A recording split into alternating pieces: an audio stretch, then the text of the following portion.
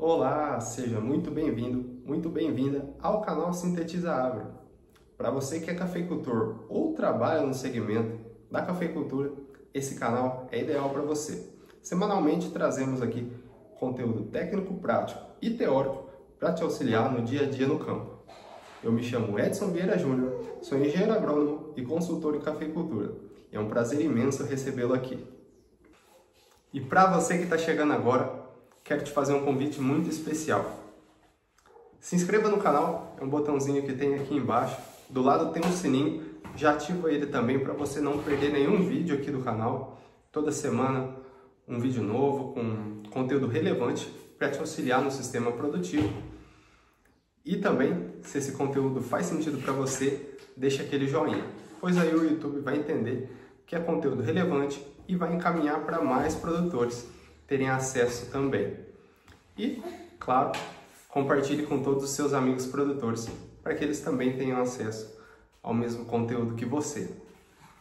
Como você já viu no título do vídeo, o tema hoje vai ser sobre uso e conservação do solo, onde a gente vai aproveitar esse período chuvoso para fazer a implementação desse sistema, caso na sua propriedade ainda não tenha.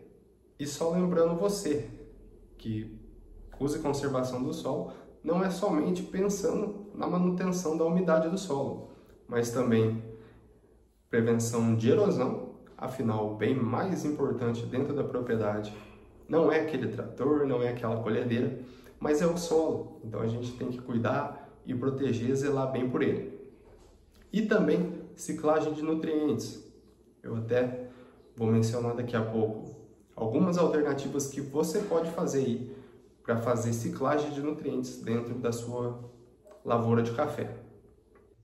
E como esse canal é voltado para médios e pequenos produtores que possuem baixo ou praticamente nenhum acesso a tecnologias de manejo, fique aqui comigo nesse vídeo. Eu vou te trazer algumas alternativas fáceis de implementar, fáceis de manter. Não vai ter necessidade de investir em um equipamento caro ou mudar completamente a forma de trabalhar só para se adequar a esse sistema de manejo. É muito mais fácil que isso, né? Então, vem aqui e fica comigo que você vai abrir a mente pensando aí na conservação do solo. E aí, pensando na implementação desse novo sistema, nós temos dois caminhos onde é possível fazermos a implementação. O primeiro é onde totalmente a planta ela vai ser destinada a uso e conservação do solo. E esse segundo caminho, onde eu tenho uma extração do produto final. Então, primeiramente, é necessário a gente entender o contexto em que a gente vive. Afinal, muitas famílias, principalmente aqui no nosso país, de pequenos ou até médios produtores, não têm o café como única renda e aí precisam plantar alguma outra coisa intercalar para fazer esse complemento da renda. E eu entendo muito bem o cenário, a realidade que você vive e que não é interessante fazer mudanças drásticas apenas para o benefício do café, né? Afinal, por mais que ele produza, possa não ser suficiente para você. Então a gente vai entender esse cenário e eu vou te trazer algumas alternativas que é possível tanto a extração de um produto quanto a proteção e a manutenção do solo. Primeiramente, pensando num sistema onde a planta será destinada exclusivamente para a conservação do solo, eu tenho algumas opções. Primeiramente, a braquiária, uma planta aí já difundida e consolidada, pensando tanto no manejo de proteção de erosão, descompactação do solo e a manutenção da umidade. Além da braquiária, eu tenho também tanto o sorgo quanto a crotalária gigante, que além de produzir bastante biomassa, eles também são muito eficientes no controle de nematóides, uma vez que produzem algumas toxinas para os nematóides, né? Eles atraem os nematóides para as raízes dele e como alguns feromônios são tóxicos, os nematóides são controlados a partir daí.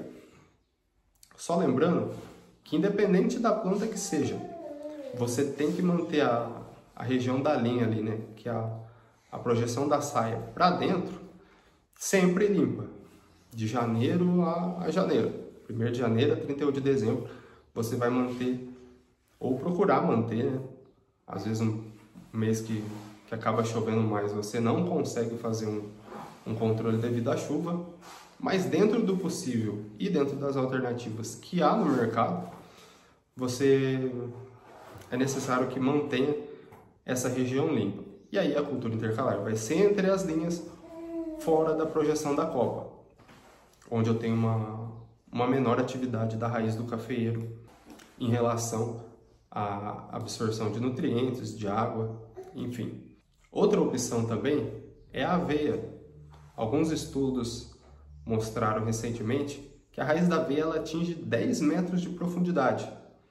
Ou seja, pensando numa ciclagem de nutrientes, alguns nutrientes ali a 6, 7 metros de profundidade, onde a raiz do café provavelmente não teria e nem terá acesso, a raiz da aveia ela vai, busca, traz para a parte aérea, e aí com a decomposição da parte aérea da aveia, esse nutriente é ciclado e o café utiliza dele depois como um fertilizante. Então, não apenas conservação do solo contra a erosão, manutenção da umidade e descompactação, ainda temos esse outro benefício, que é a ciclagem de nutrientes. E além das opções que eu já mencionei anteriormente para você, temos também alguns mix de sementes disponíveis no mercado. Eles variam aí de acordo com o fabricante, de onde você faz a aquisição deles, mas na sua grande maioria tem ali feijão guandu, um amendoim forrageiro, um nabo forrageiro, a própria aveia, sorgo, crotalária em tamanhos menores, claro, mas também fazem parte desses mix. Então é uma alternativa interessante para você ir também, pensando na produção de biomassa para manutenção da umidade e conservação da erosão, como também pensando aí numa descompactação e ciclagem de nutrientes. Outro ponto importantíssimo é que essa cultura intercalar, ela não é um extrativismo. Você não vai plantar ali e deixar a Deus dará. É necessário que você faça a nutrição dela também. Se for necessário, uma adubação de plantio e posteriormente as coberturas, enfim, até você fazer a roçada dela, se for uma vez só, ou se for uma cultura que vai permanecer ali no decorrer do ano, 2, 3 anos, que você faça a nutrição dela cada roçada, para que ela não venha a invadir o sistema radicular do café, e aí o que era para ser benéfico acaba sendo prejudicial. Entendido? Então nessa parte aí de cultura intercalar, independente da que eu escolher, vou manter a linha do café limpo, que é a região da copa para dentro, e independente do que eu for plantar, eu vou fazer a adubação dessa cultura. E agora pensando então no nosso segundo caminho, que é o plantio desse consórcio para retirada do produto final, né? Temos aqui algumas opções que vão permitir tanto a extração quanto a produção de biomassa para fazer a conservação do solo, a distribuição ali da palhada no solo e proporcionar, né, todos os benefícios que eu já mencionei aqui. Primeiramente, disparado, tem o milho, onde você pode tanto fazer o plantio para ele verde, quanto para vender ele seco. E claro, não adianta nada você plantar o milho, pensando também na conservação do solo, se você retirar esse milho depois para silagem. Não adianta nada, você vai tirar ali a espiga, seja verde ou seja seca, e o restante do pé, né, a biomassa produzida ali, você vai devolver ela para a lavoura, de preferência na parte da linha ali, na projeção da saia para dentro. Outra planta interessante para você fazer esse consórcio também é o amendoim. Não deixando, claro, ele invadir a região da linha, mantendo ele sempre no cordão ali, né? Entre as duas copas. E é uma planta que vai produzir uma biomassa interessante também. E aí, após o arranquio, você faz a devolução da parte aérea na projeção da copa, como no caso do milho. Dá para fazer isso também no feijão? Pode me perguntar, né? Afinal, o feijão é uma cultura bastante utilizada em consórcio com café? Pode. Porém, depois de seco, a folha dele é muito facilmente decomposta, não vai ficar ali no solo por muito tempo para proporcionar uma palhada grande a fim de manutenção tanto da umidade quanto a proteção do solo. A raiz do feijão, ela é um pouco menos desenvolvida, né? Ela desenvolve um pouco mais profundo do que ramificado.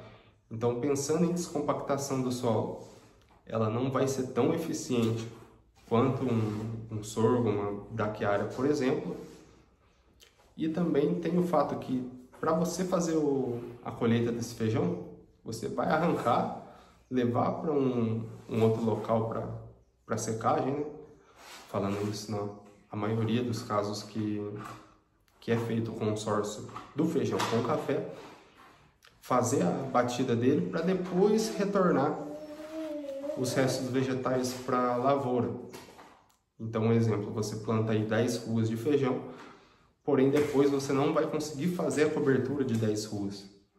Então é interessante que você venha plantar alguma cultura pensando na biomassa em si, para fazer a manutenção dessa palhada no solo.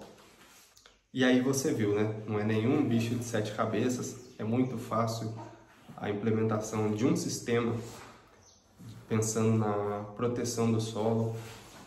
Vai demandar um pouquinho de zelo e carinho, mas coisa que você já faz no dia a dia, então não vai ter dificuldade nenhuma. Muito obrigado por estar conosco aqui, por ter acompanhado até o final. Espero muito que esse conteúdo te auxilie de alguma forma, se não na implementação, mas que tenha te aberto a mente para novas ideias. Se você implementou em alguma coisa que eu não mencionei aqui, conte nos comentários aqui, pode auxiliar algum outro produtor que esteja em dúvida nesse momento. Foi um prazer imenso ter você aqui. Para mim é uma honra trazer conteúdo relevante e que te agregue aí no sistema produtivo. Nos vemos na próxima semana com um novo tema. Que Deus abençoe e até lá!